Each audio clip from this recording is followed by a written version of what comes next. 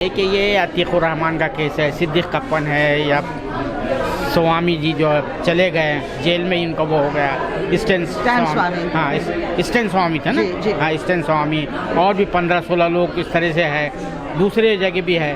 तो ये जो कुछ हो रहा है, आप आज अतीकुर रहमान की साथ जो है सॉलिडेरिटी दिखाने के लिए यहाँ पर आई, तो इसको किस तरह से देख रही हैं?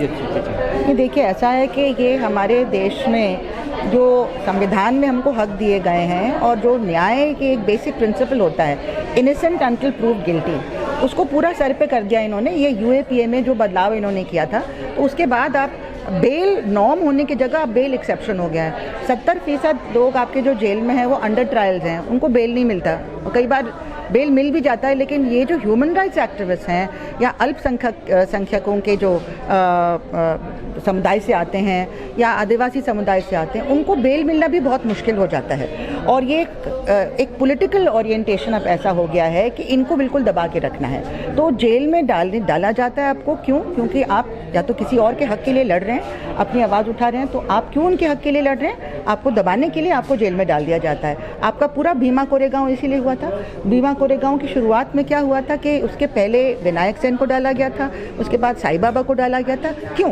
क्योंकि सबसे ज़्यादा सेंसिटिव जो सरकारें रही हैं, एक सरकार नहीं पहले भी थी, वो ये है कि कॉर्पोरेट्स के जो हक हैं उन पे कोई भी असर ना हो। कॉर्पोरेट का हक है कि जंगलों में जाके पेड़ काटो, माइनिंग करो, पानी अपनी तरफ ओरिएंट कर लो, और वहाँ से जो वो पैसा बनाएंगे तो पॉलिटिकल पार्टीज को डोनेशन देते हैं, उससे चलता है। तो कॉर्पोरेट्स कंट्रोल करते हैं। तो सबसे पहले वो आदिवासी इलाकों पे उन्होंने अटैक किया। जो आदिवासी के लिए बोलेगा वो जेल जाएगा। हम लोग तब अपना यूनिवर्सिटी में मस्त थे, हम अपना यहाँ पे आंदोलन करते थे, हमें इसका कोई इतना इल्म नहीं था। लेकिन अब यूनिवर्सिटी पे भी आ गया, बीच में एग्रीकल्चर पे आया था, मजदूरों पे तो आया ही है। और यूनिवर्सिटीज़ में अब पूरी शिक्षा को बेच रहे हैं, टीचर्स को बाहर करो, टीचर्स की ज़रूरत नहीं है, शिक्षा को ऑनलाइन कर दो। तो ये जो हो रहा है, ये कॉर्पोरेट एक जो पूरे इंटरनेशनल, जब से ये ग्लोबलाइजेशन हुआ, एक इंटरनेशनल कॉर्पोरेशन जो एक हो गया है, और इंटरनेशनल जो प्रॉफिट होता है उसके लिए सारा काम होगा। सरकारें यही नीतियां बनाती हैं जो उनको सूट करती हैं।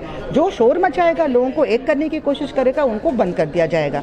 तो ये सिर्फ इस देश में नहीं हो रहा है, और जगह भी हो रहा है। जहाँ जहाँ पे जनता मजबूत है, आंदोलन करती है, स्टूडेंट्स, टीचर्स, मजदूर सब मिलकर आंदोलन ऐसा जुल्म तो नहीं हो रहा है ना जेलों में? जो है यहाँ पर जो है, जो एक पर्टिकुलर सिस्टम है, मैं मान जिसको कास्ट सिस्टम के नतीजे में जो है कि जो प्रिविलेज क्लास है, जो बॉर्न प्रिविलेज क्लास है, उनके साथ तो कुछ नहीं होगा। लेकिन जो ये वजह ये भी है कि यहाँ पे रेजिस्टेंस बन नहीं पा रहा है। देखिए, और जगह जहाँ पे ज़्यादा होमोजेनियस सोसाइटी होती है वहाँ पे कुछ रेजिस्टेंस बन भी सकता है। यहाँ पे हम सदियों से डिवाइडेड हैं, हमें कास्ट सिस्टम में बिल्कुल हमारे अंदर डीएनए में घुसा हुआ है। जब लोगों के ऊपर जुल्म होते हैं तो हमें फ़र्क नहीं पड़ता, क्योंकि हमारे ऊपर नहीं हो रहा।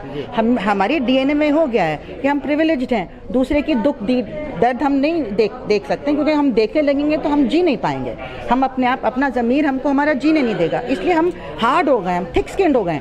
तो एक तो कास्ट सिस्टम का प्रॉब्लम है। दूसरा ये है कि अल्पसंख्यकों को भी इस तरह से, ज़्यादातर आपके अल्पसंख्यकों का हाल जो है वो SC ST के बराबर ही है।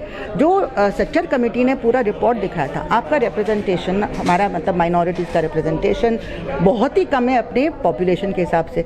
और उनके खिलाफ ये जो साजिश थी कि फूट डाल के राज करो, ये अंग्रेज़ों का साथ देने के लिए, उस टाइम पे अंग्रेज़ थे, अब कॉर्पोरेट्स हैं। ईस्ट इंडिया कंपनी का रूप बदल जाता है लेकिन वही रहती है, और गद्दार भी वही रहते हैं जो गद्दारी हमारे देश के साथ कर रहे हैं कि देश में फूट डालो, कॉर्पोरेट राज करेगा।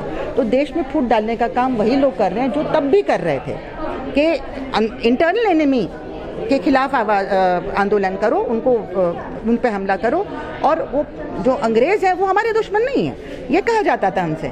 अब भी वही बात है कि कॉर्पोरेट्स का फ़ायदा हो, और उसमें कोई गिने चुने एजेंट्स हैं, जैसे अंबानी अडानी हैं, वो बन गए हैं इनके खास लोग, जिनको सारा पब्लिक सेक्टर बेचा जाएगा, और वो फिर यहाँ पे डोनेशन देंगे आपकी पार्टी को इलेक्टोरल बॉन्ड के थ्रू, तो आप पूरे सिस्टम को खरीद सकते हैं उस पैसे के दम पे।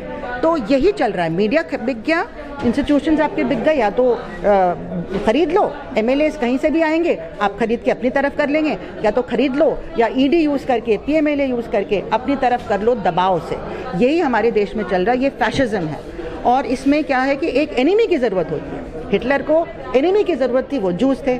यहाँ पे जो एनिमी की ज़रूरत है ताकि लोगों को भड़काया जाए आसानी से, वो एनिमी बड़ी आसानी से, क्योंकि पार्टीशन से फॉल्ट लाइन्स हैं हमारे, तो वो आसानी से मुसलमानों को बना देते हैं और कई जगह क्रिश्चियंस को बना देते हैं। तो लोगों के मन में झूठ फैला के कि कितनी पॉपुलेशन बढ़ रही है इनकी, और ये ऐसे हैं और वैसे हैं, और ये आपके साथ ये करेंगे, आप लोगों के अंदर एक दूसरे के प्रति नफरत का बीज बो के आप राज करना चाहते हैं। यही हुआ था गुजरात में 2002 में, और हिंदुस्तान में ये 2014 में अब भी ये चाहते हैं कि उसी से ये बार बार इलेक्शन जीतते रहें। अब आप जो कह रही हैं कि कारपोरेट का गलबा हो गया है, कैपिटलिस्ट कंट्रीज़ है, अमेरिका हो या और भी ले लीजिए, तो वहाँ पर जो है दौलत की, वेल्थ की इतनी वल्गरिटी नहीं होती कि यहाँ पर जो जिस तरह से है। पहले ऑक्सफैम की रिपोर्ट आई थी, अब यूएनडीपी की भी रिपोर्ट आ गई 2 दिन पहले, उसमें कहा गया कि 1% के पास 21% वेल्थ है। तो इसके बावजूद भी हमारी जो सोसाइटी है कोई जू तक नहीं रेंगती है। क्या वजह क्या है कि इतना जो है, इतना एक्सप्लॉयटेशन है, दुनिया में कहीं इतना एक्सप्लॉयटेशन नहीं होता होगा।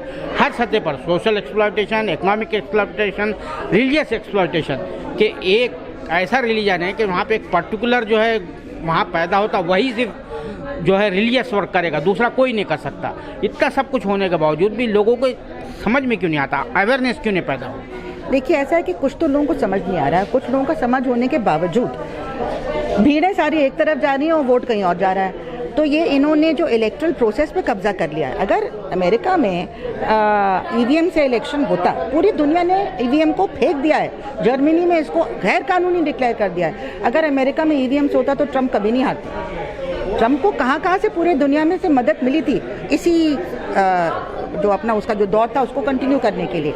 आगे भी पता नहीं क्या होगा। ये जो इंटरनेशनल कॉर्पोरेशंस हैं ये राइट विंग की मदद लेते हैं, क्योंकि ये इनको आम जनता तो इनके खिलाफ उठेगी ना, तो इनको राइट विंग की मदद लेनी पड़ेगी ताकि वो नफरत की राजनीति से ही लोगों को आपस में लड़ते हुए रखें।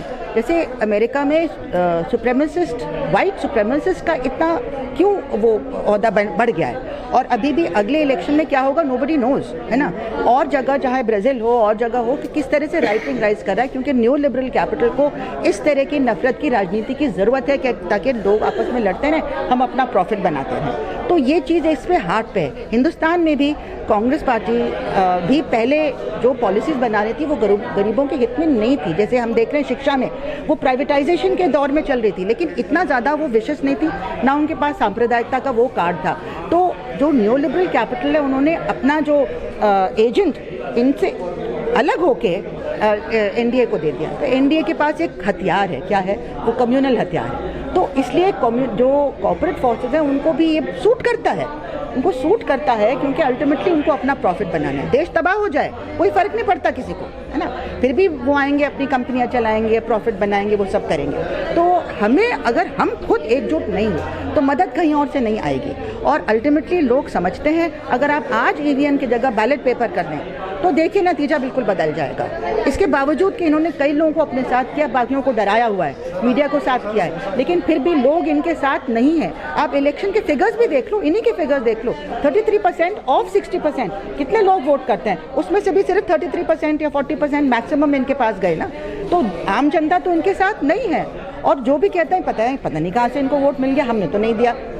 कईयों ने दिया भी है, ऐसा नहीं है कि नहीं दिया, लेकिन अगर क्यों ईवीएम के पीछे पड़े हैं, ये क्यों बैलेट पेपर से डरते हैं, ये हमें समझना चाहिए। इसलिए बैलेट पेपर वापस आए, या ईवीएम में जो वीवीपैट स्लिप जाती है, सुप्रीम कोर्ट ऑर्डर दे कि वीवीपैट स्लिप बाहर आए, हम देखें कि हमारा वोट कहाँ गया है, और वो फिर डब्बे में डाला जाए और वो डब्बे की गिनती हो बाद में, अगर ज़रा सा भी डिस्क्रिपेंसी हो। ये नहीं करेंगे। सुप्रीम कोर्ट ने 2013 में यही कहा था, लेकिन सरकार ने वो इम्प्लीमेंट नहीं किया, और आज के दिन में सुप्रीम कोर्ट कहेगा ये कि नहीं, हमें नहीं मालूम। आप भी जो है, आप एक्टिविस्ट हैं, मुख्तलिफ ग्रुप के साथ काम करती है, तो ईवीएम के बारे में कह रही है कि ईवीएम की बदौलत के जीत रहे हैं इलेक्शन, तो उसके खिलाफ जो है एक सस्टेन कैंपेन क्यों नहीं चल पा रहा? हमारे देश के बुद्धिजीवी जो हैं उनको हो सकता है इतना ज़्यादा इन्वेस्टमेंट ना हो, मतलब जो जिसका कत्लेआम हो रहा है वो तो समझ रहा है कि सरकार बदलनी है, लेकिन पूरा सिस्टम बदले, आम जनता का वोट हो।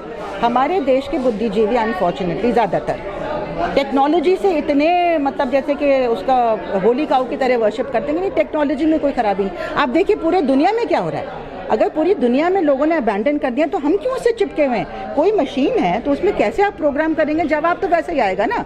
तो मुझे खुद ही नहीं समझ आती है बात। लेकिन आप सही कह रहे हैं, जिस तरह का विरोध होना चाहिए पॉलिटिकल पार्टीज के थ्रू और आम जनता के थ्रू ईवीएम के खिलाफ, वो नहीं हो रहा है। बहुत बहुत शुक्रिया सारा से बात करने। हाँ, थैंक यू। ये थी एक्टिविस्ट नंदिता नारायण साहिबा जो दिल्ली यूनिवर्सिटी में पढ़ाती हैं, लेकिन जो है उनका ये कहना है कि इस वक्त जो है राइट विंग फोर्सेस का जो गलबा है वो ईवीएम की बदौलत है, और जो कुछ भी मजालिम ढाए जा रहे हैं ये राइट विंग फोर्सेस है, वो एक ख़ास मकसद के तहत कर रहे हैं ताकि डिसेंट को जो है ख़त्म किया जा सके। और ख़ास तौर से उनका ये कहना था कि ईवीएम को बदलना ज़रूरी है, तभी जाकर इन फोर्सेस को शिकस्त दी जा सकती है। कैमरामैन जीशान राही के साथ मैं अब्दुल बारी मसूद, नई दिल्ली।